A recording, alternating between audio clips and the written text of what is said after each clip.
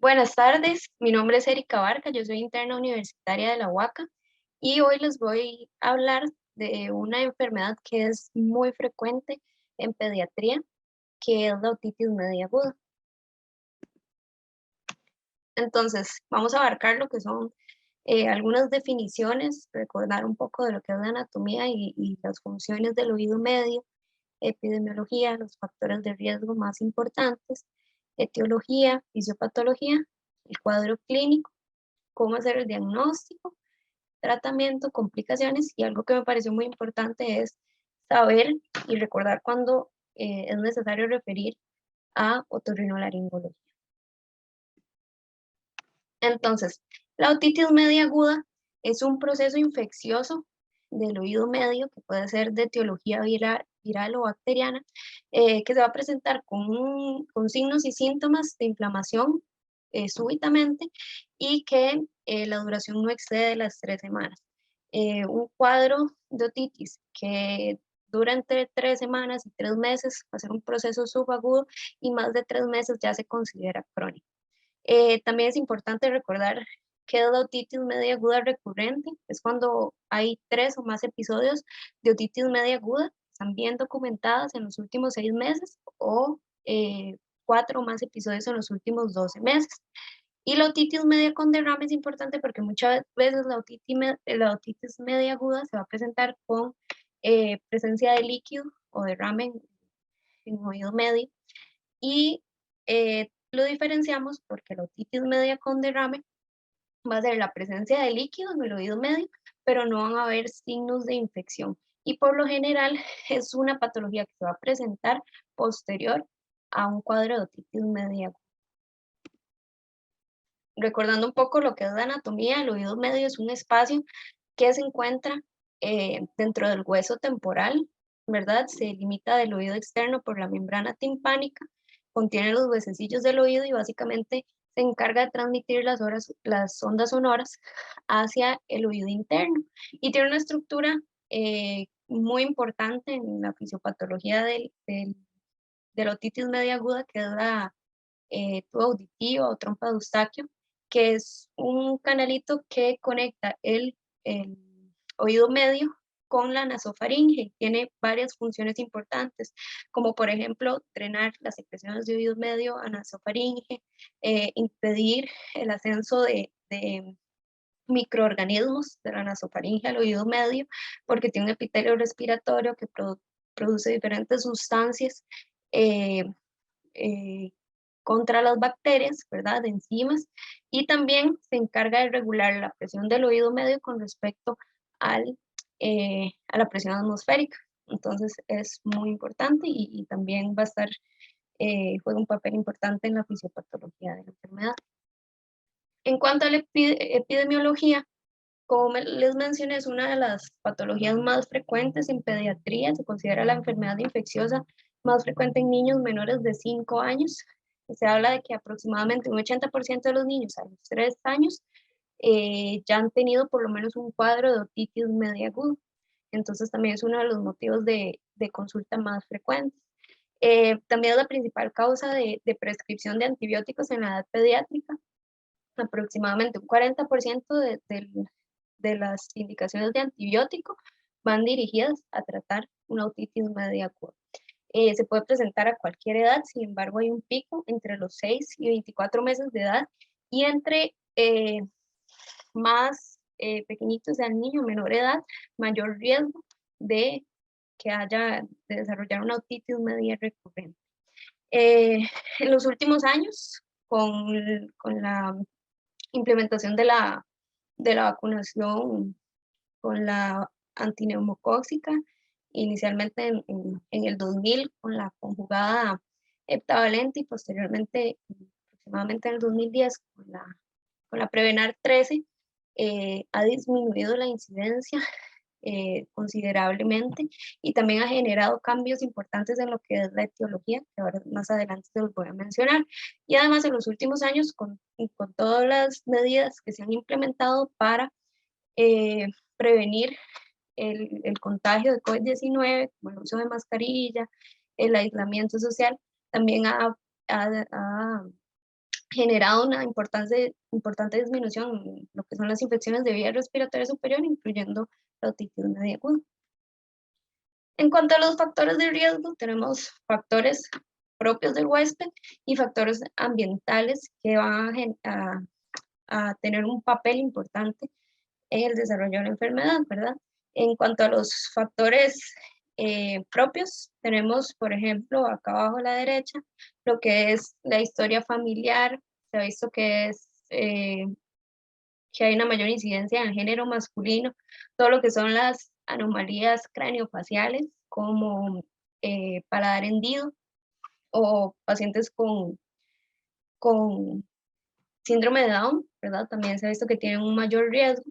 Y por acá abajo también tenemos lo que es la edad, principalmente por temas de que tienen una anatomía de la trompa de Eustaquio inmadura. Por acá les puse una imagen donde vemos que la trompa de Eustaquio en los pacientes más pequeñitos, sobre todo en los menores de 1 año, va a estar más horizontalizada, va a ser más ancha y más corta. Entonces, eso favorece que sean más propensos a la invasión de microorganismos al oído medio.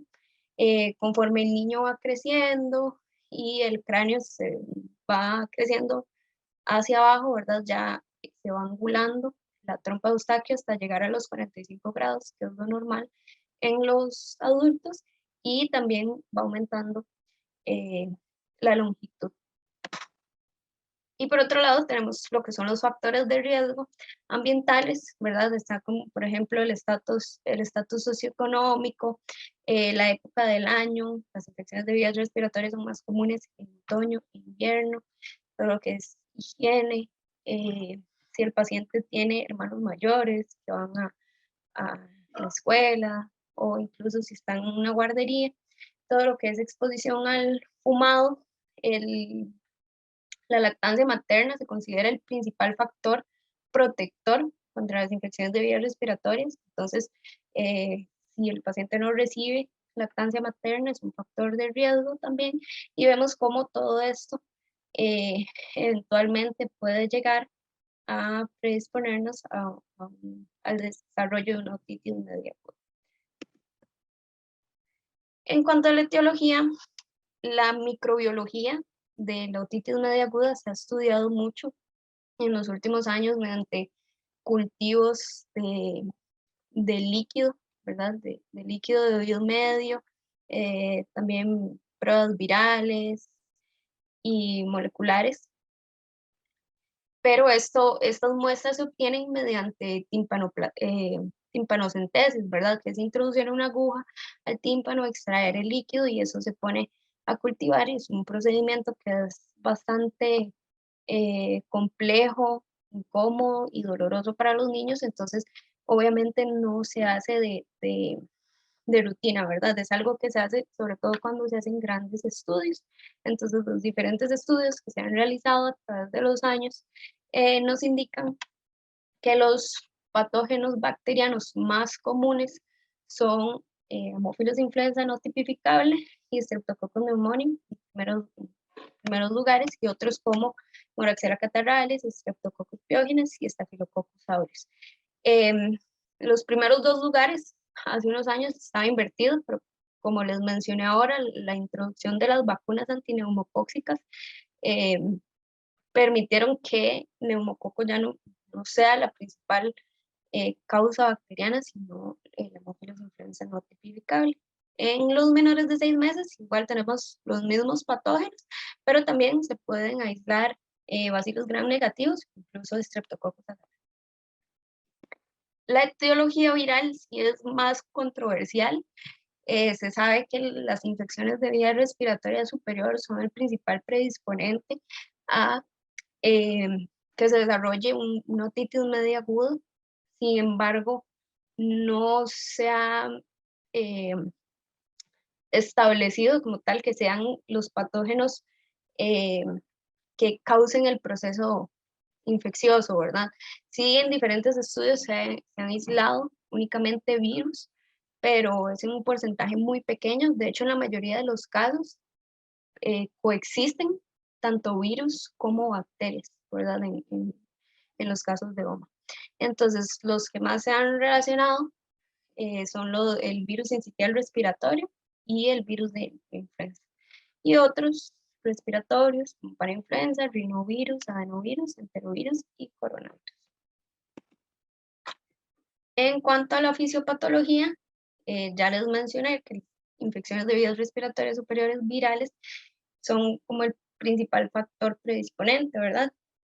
Entonces, ¿qué es lo que pasa? Cuando los virus ingresan, generan un proceso inflamatorio con liberación de citoquinas proinflamatorias y otros mediadores que generan un importante edema a nivel de la nasofaringe. Esto va a comprimir la trompa de Eustaquio y todas sus funciones se van a ver alteradas, ¿verdad? Esto impide que haya un adecuado de drenaje de secreciones del oído medio, lo cual genera un cultivo para el crecimiento de bacterias y además impide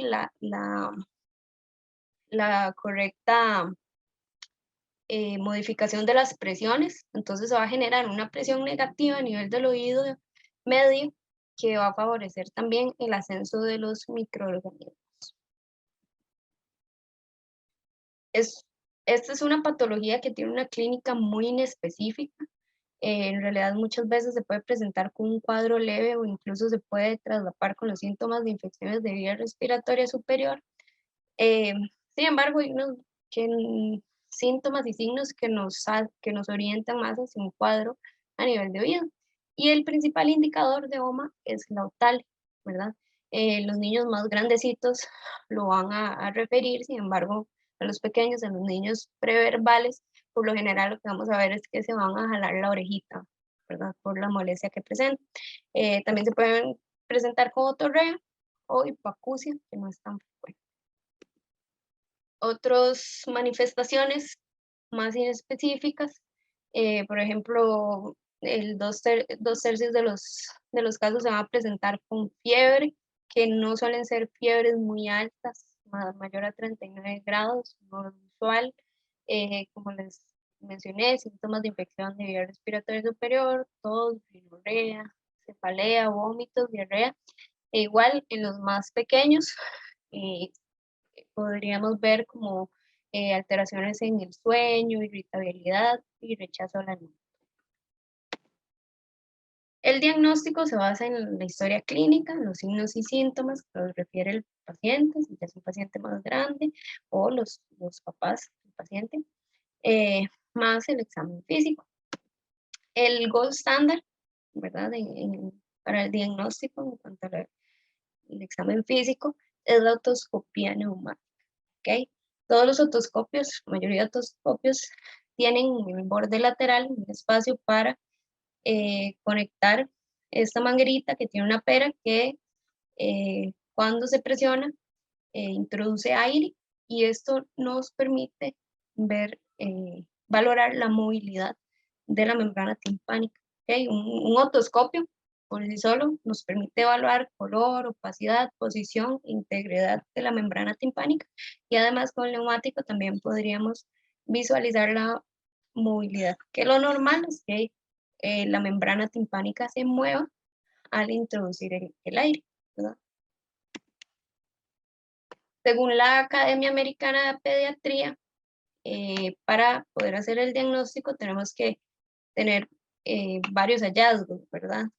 Por ejemplo, evidencia de abultamiento, ya sea moderado o severo, de la membrana timpánica, que haya presencia de otorrea o que los signos no sean tan graves, ¿verdad? Puede ser un eritema o abultamiento leve, pero con aparición reciente de dolor de oído. Y por acá les puse imágenes para que veamos más o menos. Esta primera de la izquierda es una membrana timpánica normal, transparente, como nacarada o gris perlado. Y algo muy importante es que para guiarnos con la adecuada posición, podemos ver como el manubrio del martillo y la pars flácida, que siempre se encuentra como en la zona superior, ¿verdad? Son como puntos de referencia para evaluar lo que es la posición de la membrana. En la segunda imagen tenemos todavía una membrana que no está tan abombada, que todavía se ve transparente, pero ya hay un importante eritema, ¿verdad? Alrededor. En la tercera imagen, ahora sí podemos ver un eritema bastante significativo, un abombamiento, una inversión de la membrana timpánica con opacidad de la misma. Y esta última es una otitis media con derrame o con efusión, para que ustedes vean la diferencia que les mencioné, que es cuando hay presencia de líquido en el oído medio, pero sin datos de infección. Como podemos ver, no hay eritema, pero sí se puede observar el líquido por detrás de la membrana timpánica. Se ve como una coloración más amarilla. En cuanto al tratamiento, se establece que la base es la analgesia, ¿ok? Independientemente de si el paciente requiere o no de antibiótico, hay que dar analgesia porque la otalgia puede persistir hasta por 12 días. Entonces, por confort del paciente, siempre se les da analgesia, ¿verdad? Con analgesia básica como paracetamol y ibuprofeno. Utilizar cualquiera de los dos. Y lo ideal que se recomienda es que se dé analgesia, en ciertos casos que ya los voy a mencionar, donde indicamos inmediatamente el antibiótico, pero si no está indicado, se recomienda dar analgesia y valorar a las 48 horas, ¿verdad? Si hay una importante mejoría, por lo general se habla de que la otitis media aguda es un cuadro autolimitado y que puede, ¿verdad? Va a resolver. Sin embargo, si a las 48 horas no hay mejoría o hay empeoramiento de los síntomas, sí se debe indicar. Cuando indicamos antibiótico-terapia, en todos aquellos niños que tengan riesgo de uma severa, complicaciones y recurrencia, los menores de 6 meses, ¿verdad? Ya les mencioné que los entre más pequeños, mayor riesgo de recurrencia, todo lo que son anomalías craneoespaciales y los inmunocomprometidos. Todos los niños menores de 2 años con oma bilateral, aquellos que tengan síntomas severos, consideran síntomas severos una otalgia importante, otalgia severa, con una duración de más de 48 horas, fiebres muy altas, mayor a 39, o que tenga afectación del estado general. Cuando hay presencia de otorrea, y un punto muy importante es que muchas veces no podemos dar seguimiento, ¿verdad? Si es un paciente que tiene un eritema leve, ¿verdad? Pero se tuvo que trasladar durante 8 horas para llegar al centro de salud, yo no le voy a decir que venga en 24 horas para valorar, ¿verdad? Porque es muy complicado. Entonces, eh, si no se puede garantizar un seguimiento adecuado, mejor iniciar antibiótico terapia de una vez.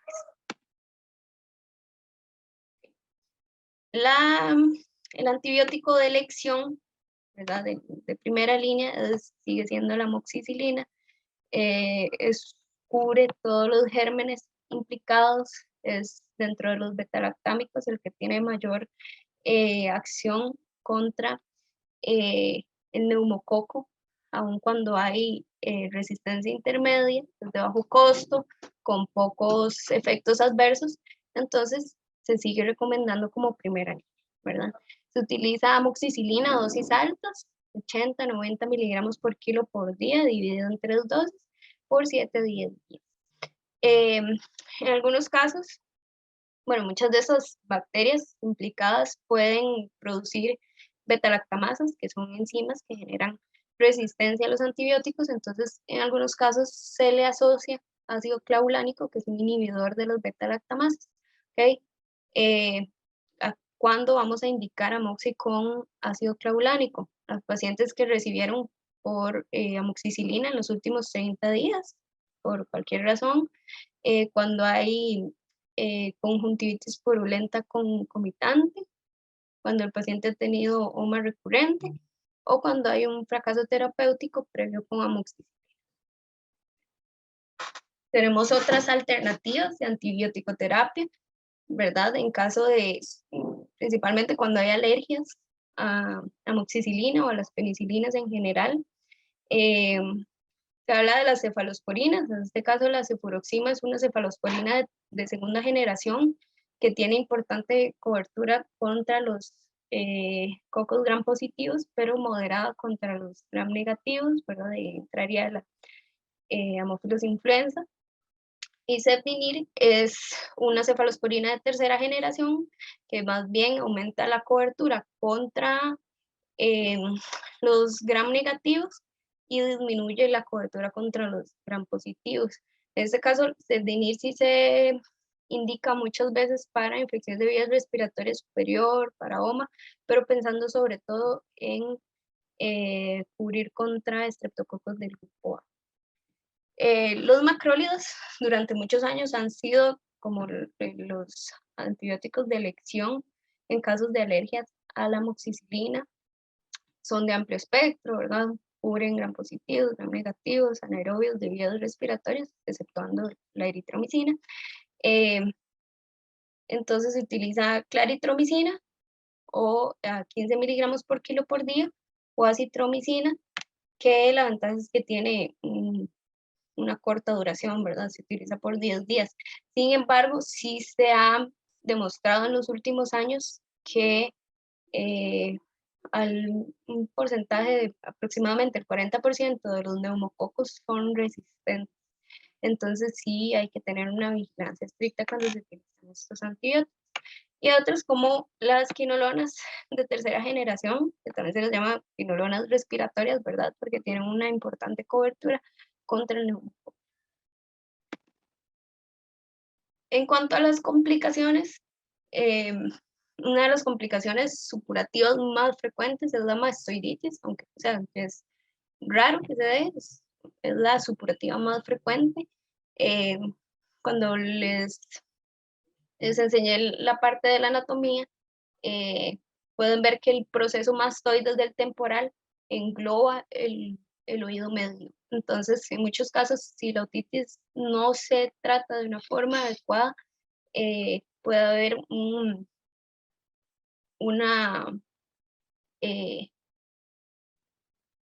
se puede pasar el proceso infeccioso, ¿verdad? Por contigüidad. También, como ya les mencioné, la otitis media con efusión, muchas veces es una complicación, ¿verdad?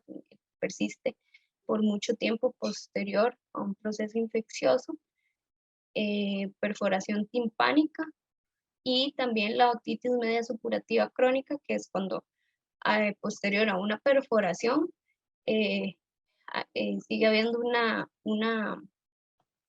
una secreción continua de forma crónica.